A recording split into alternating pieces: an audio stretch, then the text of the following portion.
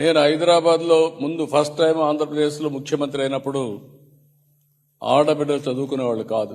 తల్లిదండ్రులు కూడా ఆడబిడ్డలందరినీ పెళ్లిళ్ళు చేసి పంపించాలి కాబట్టి చదివించకుండా మగ పిల్లలు మాత్రం చదివించేవాళ్ళు.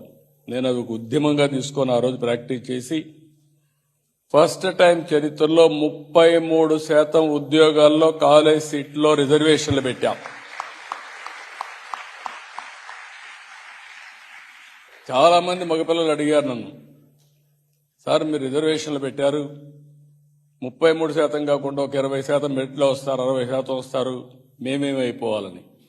ఇప్పటి వరకు చాలా బాగా చదువుకున్నారు మీరు, కొన్ని రోజులు ఆడబిడ్డలు చదువుకోనండి, ఏం కాదని చెప్పాను.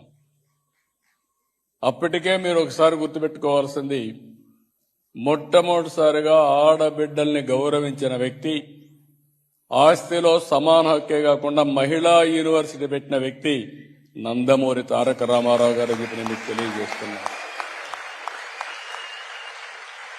రాజకీయాల్లో కూడా మీరు చూస్తే 8% స్థానిక సంస్థల్లో రిజర్వేషన్లు తెచ్చారు.